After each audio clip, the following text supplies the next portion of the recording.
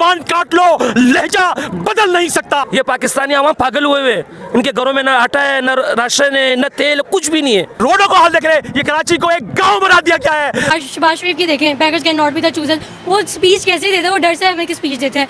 Russia में जाते हैं वहाँ पे जलील होता है, सऊदी अरब इसको चंदा देने को तैयार नहीं है। भड़वा का हुकूमत खत्म होएगा तो पाकिस्तान नहीं है ही गाली के लायक। हमें ड्राई फ्रूट बहुत महंगा मिल रहा है क्योंकि वहाँ से आता था।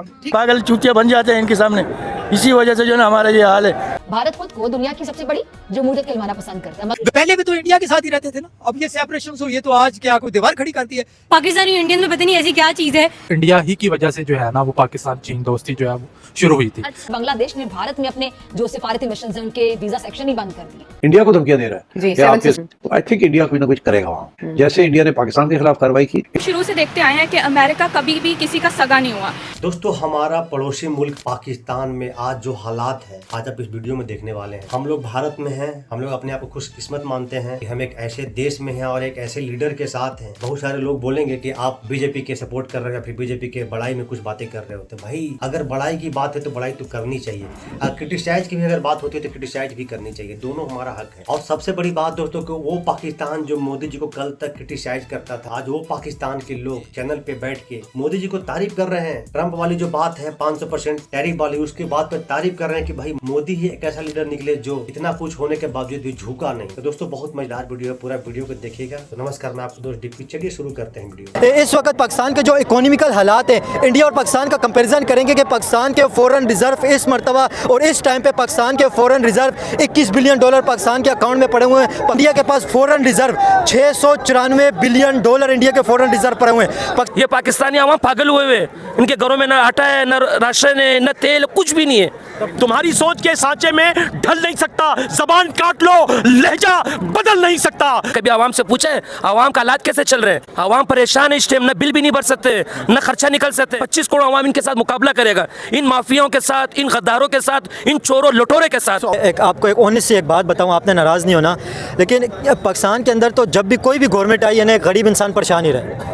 पाकिस्तान के फॉरेन रिजर्व इस वक्त 21 बिलियन डॉलर है। 21 बिलियन डॉलर, उसमें से भी 5 बिलियन डॉलर सऊदी अरब के, 5 billion dollar 4.5 billion dollar China के, 3 बिलियन डॉलर यूएई के, उसमें से वर्ल्ड बैंक के भी इसके अंदर पड़े हुए हैं, एशिया बैंक के भी इसके अंदर पड़े हुए हैं। इसके अलावा पाकिस्तान के हालात बेहतर क्यों नहीं हो रहे? फॉरेन रिजर्व पाकिस्तान के सारे लोन के ऊपर पड़े हुए हैं। इसकी वजह यही है कि महंगाई अरूज पर है। ये जो हमारी गवर्नमेंट है, ये जो 47 की पैदावार है, ये सिर्फ अपनी जेबें भर रही है और गरीबों के ऊपर जुल्म हो रहा है और महंगाई अरूज पर है। गरीब जो है गरीब से गरीब तर होता जा रहा है और अमीर से अमीर तर होता जा रहा है। आप कराची में देख ले कि क्या रोडों को हाल देख रहे हैं, ये कराची को एक गांव बना दिया क्या है। हुकूमत खत्म होएगा, भड़वा का हुकूमत खत्म होएगा तो पाकिस्तान नहीं है ही गाली के लायक, है ही लोग गाली के लायक। कौमी असास से बेच के आवाम को मुबारकबाद दे रहे, मुबारक हो हमारे PIA भी गई है। कल पोर्ट जो है वो भी आधा भेज दिया है, नुकसान। पोर्ट तो चाइना को दिए हुए इस वक्त, उसमें भी नुकसान था। और पोर्ट तो चाइना को दिए हुए हैं, इनको नुकसान। ये फायदे वाला कौन सा चीज़ है इस मुल्क में जिनको फायदा मिल रहा है? सऊदी अरब ने और UAE ने अपने पैसे वापस मांग लिए हैं। जब आप उनके पैसे देंगे और आपके रिजर्व जीरो पे आके खड़े हो जाएंगे,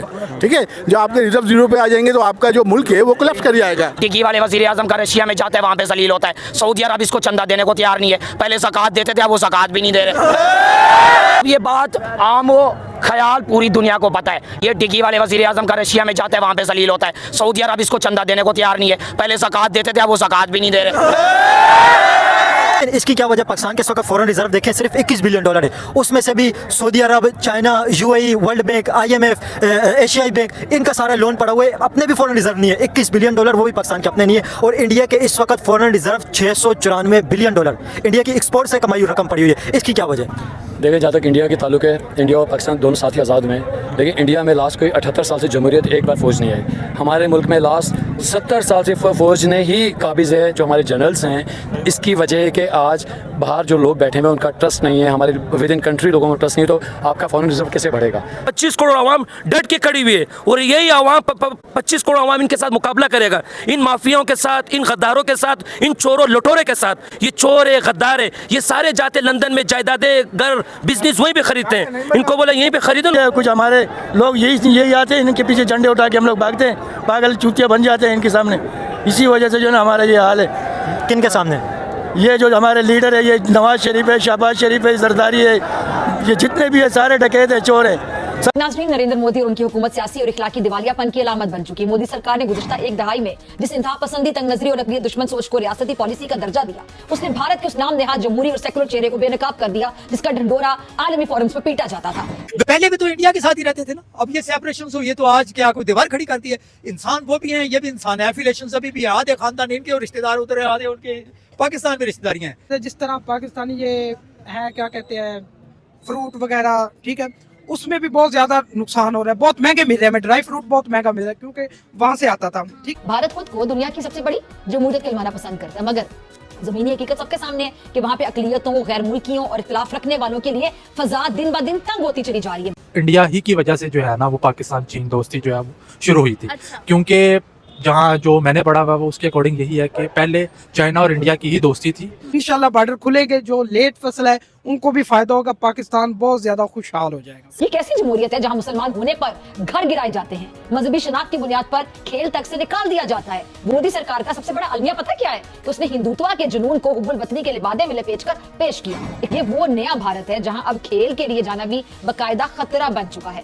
बांग्लादेश का T20 वर्ल्ड कप के लिए अपनी टीम भारत ना भेजने का ऐलान इसी जवाल पजीर भारतीय रवैये के खिलाफ एक जुर्रतमंदाना, बावकार और खुददार फैसला है। बांग्लादेशी फास्ट बॉलर को इंडियन प्रीमियर लीग के टीम से बाहर निकालना महज एक सादा सा फैसला नहीं था, बल्कि ये फैसला उस ज़हनियत की अक्कासी करता है, उस माइंडसेट की अक्कासी करता है जिसमें भारतीय इंतहापसंद अनासिर खेल के मैदान को भी अब नफरत की जो एक तजर्बा गाह है वो बना रहे हैं। बांग्लादेश ने भारत में अपने जो सिफारती मिशन हैं उनके वीजा सेक्शन ही बंद कर दिए। जरा सोचिएगा, और जब एक मुल्क अपने सिफारती मिशन के वीजा सेक्शन सिक्योरिटी वजूहात की बिना पर बंद करने पे मजबूर हो जाए तो ये महज सिफारती मसला नहीं रहता, बल्कि रियासती नाकामी का ऐलान भी बन जाता है। बांग्लादेश धमकियां दे रहा है कि जी इंडिया को धमकियां दे रहा है कि आपके 7 सिस्टर्स को हम ये कर देंगे, वो कर देंगे। तो आई थिंक इंडिया कुछ ना कुछ करेगा वहाँ। जैसे इंडिया ने पाकिस्तान के खिलाफ कार्रवाई की, इंडिया बांग्लादेश के खिलाफ भी उस एरिया में कुछ ना कुछ करेगा। और नरेंद्र मोदी जिस किस्म की एग्रेसिव फॉरेन पॉलिसी चला रहा था, मैं नहीं समझता कि वो चुप करके फोकस करेगा और भूल जाएगा इन चीजों। वहाँ एक सेंटिमेंट है कि India has to show it's a great power. Bharat अगर वाकई आलमी तन्हाई से बचना चाहता है ना, तो उसे सबसे पहले अपनी जो इंतहापसंदी है, तासुब है, सियासी जहर है, उसका इलाज करना होगा। बसूरत दीगर क्रिकेट के मैदान हो या फिर सिफारती राहदारियां हो, भारत की तन्हाई बढ़ती चली जाएगी और दीगर जो ममालिक हैं वो भी अपने वकार की, अपनी इज्जत के तहफ़्फ़ुज़ के लिए मजीद सख्त फैसले करने पे यकीनी तौर पे मजबूर हो जाएंगे। सबका पूरा राइट है और इस चीज में मजबूर करता है खुद भारत, बीजेपी, नरेंद्र मोदी की इस तरह की पॉलिसीज। इंडिया के नेशनलिज्म के ऊपर बात करें तो हम अक्सर कहते हैं कि भाई इंडियन बहुत ज्यादा नेशनलिस्ट है, और अब जी बाइकआउट हो रहा है अमेरिकन प्रोडक्ट्स का। इंडिया की आवाम ने मैसिव लेवल पर बाइकआउट स्टार्ट कर दिया है अमेरिकन प्रोडक्ट्स है। इसमें शुरू से देखते आए हैं कि अमेरिका कभी भी किसी का सगा नहीं हुआ, तो वो एट टाइम हमें सपोर्ट कर लेगा, लेकिन एट द एंड उसका यही है कि वो बैक स्टेप करेगा। क्योंकि वो स्टार्टिंग से हम देखते आए हैं कि जब उनको हमारी ज़रूरत हुई, इवन कि अफगानिस्तान में जो उन्होंने करना था, हमें एयर बेसिस की उनको ज़रूरत पड़ी, तो उन्होंने पाकिस्तान को यूज़ किया।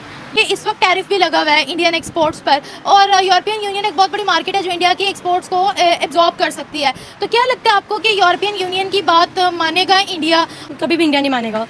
देखिए, ऑयल जो वहाँ से वो लोग ट्रेड करवा के ला रहे हैं, पहले तो उनको उसमें बहुत ज़्यादा फ़ायदा हो रहा है। इंडिया कभी भी नहीं चाहेगा कि उनका नुकसान हो। उनको क्या लगे यूक्रेन के साथ, रशिया का जंग के मामला चले या ना चले, उन्होंने तो अपना फ़ायदा देखना है ना। फिर इंडिया अमेरिका की बात मानेगा तो फिर रशिया के साथ उसकी खुली जंग हो जाएगी। फिर दोबारा वो क्यों ट्रेड करेंगे जब वो अमेरिका के साथ मिल जाएंगे, या उनकी बात मानना शुरू कर देंगे, या वो सीज फायर कर देंगे, क्योंकि बेसिकली यूक्रेन को भी तो अमेरिका पीछे से सपोर्ट कर रहा है ना।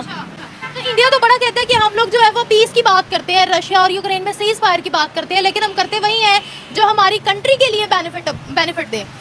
देखिए, इंडिया कैसे चाहेगा, क्योंकि जब उसको फ़ायदा ही नहीं हासिल होगा तो वो क्यों करेगा। और अब भारत ने एक बड़ा कदम लिया है। तो इंडिया ने ये स्टेप इसलिए लिया, उसने कहा जनाब साहब मेहरबानी कीजिए, रुकिए, ज़रा आहिस्ता ठहरिए, हम भी मौजूद हैं। तो उसने ये दिखाने के लिए ये स्टेप लिया। उसने कहा आप तो जब लेंगे हम आपसे पहले ले लेंगे। अगर ऑफिशियल्स की बात करें, प्रेसिडेंट, प्राइम मिनिस्टर कहीं पर भी जाते हैं, कहीं पर भी मौका मिले तो पहला मुद्दा कश्मीर का उठाया जाता है। मेरी बात सुने, आप वहाँ पे जाके देखें कि ये बोलते कैसे हैं। लास्ट इमरान खान वाला एब्सोल्युटली नॉट बहुत फेमस हो गया, उसके बाद आप जाके सारी शहबाज शरीफ की देखें, beggars can not be the chooser, वो स्पीच कैसे देते हैं, वो डर से हमें की स्पीच देते हैं। वो लाइक वॉलंटरली नहीं कहता कि हाँ, अपना मतलब मोटिव रेज करना चाहिए ना कि हमारे ये हकूक़ हैं या इस कुत्ते को ये सब कुछ प्रोवाइड करना चाहिए, लेकिन वो बस एक कॉन्ट्रोवर्सी बनाई हुई है और बस इसको ना ये लोग चलाते रहेंगे। पाकिस्तानी इंडियंस में पता नहीं ऐसी क्या चीज़ है, पाकिस्तानी इंडियंस में नहीं, इनकी आर्मीज़ में है। क्योंकि अगर इनमें लाइक अच्छे ताल्लुकात पाकिस्तान और इंडिया में कायम हो गए, आर्मी किधर जाएगी? और मैं समझता हूँ कि इंडिया इस वक्त ये प्रूव करने की कोशिश कर रहा है कि जनाब इंटरनेशनली अगर आप कुछ हैं तो हमारी वजह से हैं। हम डेफिनेटली हम अगर कस्टमर नहीं होगा तो आपकी दुकान चलेगी कैसे? लेकिन एट दी एंड जब पाकिस्तान को एक प्रॉपर सपोर्ट की ज़रूरत थी तो वो कभी भी फ्रंट पे नहीं आया, उसने पाकिस्तान को कॉर्नर ही किया। जी हाँ दोस्तों, आपने वीडियो को लास्ट तक देखा। आपने देखा कि पाकिस्तान के हर एक बंदा अपने मोदी जी के बारे में क्या ओपिनियन रखता है। कुछ न्यूज चैनल पाकिस्तान के ऐसे हैं जिनका तो शुरुआत ही होता है मोदी जी के नाम से और भारत के नाम से। अगर भारत और मोदी जी का नाम ना लिया जाए तो उनके चैनल पे व्यूज नहीं आएंगे, इसलिए उनका शुरुआत ही वही होता है। तो हर एक पाकिस्तानी समझ चुके हैं कि मोदी जी आज भारत के लिए क्या मायने रखते हैं। अब हम इंडियन को भी समझने की जरूरत है। हम 21वीं सदी के लोग हैं, हम बाखूबी चीजों को समझते हैं, जानते हैं और कंपेरिजन करके भी हमने देखा है कि भाई पहले क्या था अब क्या है। ये हर एक मुल्क को समझ में आ रही है, तो हमें भी समझना चाहिए। आपका अधिकार बनता है, आपको पूरा अधिकार है कि आप अपने सरकार से क्वेश्चन करें, हक के लिए लड़ाई करें, क्रिटिसाइज भी करें, लेकिन क्रिटिसाइज करते करते देश विद्रोह वाला बात ना करें। बहुत सारे लोग ऐसे हैं जो आकर के देश विद्रोही बातें करते हैं। तो दोस्तों आपका क्या ओपिनियन है, क्या रहा है पूरा वीडियो देखने के बाद कमेंट सेक्शन आपका दोस्तों जरूर बताइएगा। तो मिलते हैं फिर से एक न्यू रिएक्शन वीडियो, तब तक के लिए नमस्कार, राम राम, जय हिंद।